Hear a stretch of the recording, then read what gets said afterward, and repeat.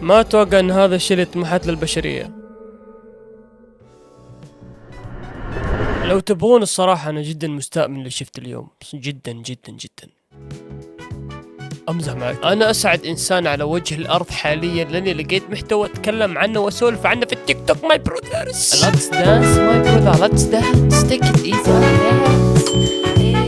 اوكي انا اسف امزح، ورب الكعبة اني امزح. انا يوم اشوف ذي الاشياء اشوف ادمي قاعد في المسرح فوق وفي ناس صغار اطفال عمرهم تحت ال15 حتى يشجعون كذا ويبكون يتاثرون هذه الدرجه. اقسم بالله اخاف على المستقبل ورب الكعبة. المشكله الاساسيه من الوالدين يا جماعه الخير، رب الكعبة الوالدين يعني وين اهلهم ذول الصغار اللي اعمارهم 10 سنوات 12 سنه؟ انا مستغرب. المشكله اذا كانوا الاهل مو واعيين اساسا تلقاهم يهزونها مع عيال راضي يمين يسار.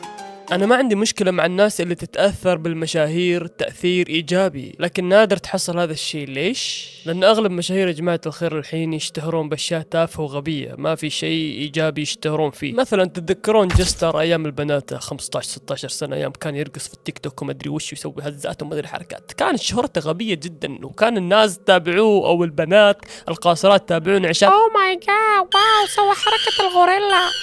بس عادي الإنسان يغلط ويتوب، يسوي أشياء واجد ويتوب 1000 مرة و2000 و3000 مرة، لكن كيف بتصلح عقول الأطفال اللي أنت سحرتهم؟ أعلمني كيف يا جستر. هذه المشكلة يا جماعة الخير، لأن أنت تسوي شيء وما تعرف وش تسوي، بعدين تتوب تعرف إن هذا غلط وتتوب لأنك كنت إنسان عاقل. لكن الأطفال اللي يتابعونك والناس اللي يتابعونك من يوم صغار تربوا على هذا الشيء، كيف أنت بتغيره؟ أي خطوة يخطيها واحد عند ناس يتابعونه محاسب عليها. فكيف لو كان مشهور هذا بايعها؟ وأكثر برنامج فيه أطفال من 15 سنة و10 سنوات يعني قاصرين أو قصار معروف، ومنبع الكرنج، منبع الجستر، منبع الأشياء السيئة جدا، منبع منبع الشح.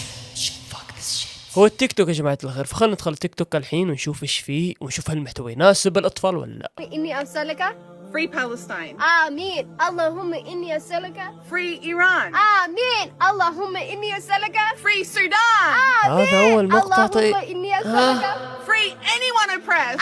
آمين. وات ايش شلون جليتش دعاء يعني وش يعني نفس هذه المقاطع يا جماعة الخير. واضح ان هذول الاثنين انا ما دخلت في نيتهم، بس واضح يعني واضح لا حجاب لا اول لا دين لا ما في شيء يحث انهم مسلمين ابدا، بس يسوون هذا الشيء عشان ايش؟ عشان 1.5 مليون لايك. Free Iran. آمين. ولو وريكم تعليقات رب الكعبة تصدمون، الناس مصدقين الموضوع آمين آمين oh thank you oh my god oh welcome for this you are so beautiful you are the best thing I see this motherfucker. أنا قايل لكم المقطع الماضي أن نعيش في عالم فيه NPCs حقيقيين 100% يا جماعة الخير. أنتم ما صدقتوني، المقطع جاب 70 مشاهدة. ليش؟ شوفوا المقطع يا جماعة الخير. فنعم خلونا الحين ننتقل إلى البي تي اس ونشوف إيش قاعدين يسوون. Introduction to BTS? Alright. Yay, BTS, where do we begin? Let's start with the oldest. His name is called Jin. He's the visual and that's why he looks so fine. My only complaint is that he needs more lines. Looking for the leader where arms your man. He's very fluid in English. He started learning from friends. And then we have the هذا اللي تكلم عنه يا جماعة الخير. شوف كيف هذه بنت صغيرة بريئة، إيش كبرها صغيرة عمرها 14-15 يمكن بالكثير، عشان كوريين صارت تغني راب كأنها 50 سنت. تتوقعون ان الجيل القادم يكون جيل افضل من جيلنا هذا؟ صدق يا جماعة احس ان الجيل القادم بيكون جيل سيء جدا جدا جدا مغسول دماغيا، لان الناس صارت تعطي حرية للاطفال بشكل مو طبيعي. يعني عادي يسوي اي شيء، انت طفل كأنه عمرك 23 تسوي اللي تبيه حرفيا. القاصر راح يقدر يسوي اي شيء، عنده الخيار، عنده جوال، عنده كل شيء، يقدر اي شيء يسويه ومو شرط الاهل يعرفون، يصير من وراهم لان اصلا ما عاطين اهتمام. تخيل انت متزوج عندك عيال فجأة تشوف ولدك في التيك توك يغني راب. وات ذا هيل، اعلق في المروحه اقسم بالله. فبس يا جماعه الخير كذا كان مقطع، ان شاء الله يكون عجبكم وخفيف ولطيف.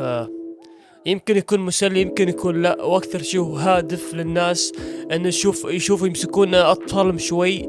اوكي امسكوا اطفالكم ارجوكم، انقذوا الجرينيشن الجديد. قرن ايش اسمه من قرن انقذوه، يرحم لي والديكم، انقذوا المستقبل، انقذوا المستقبل.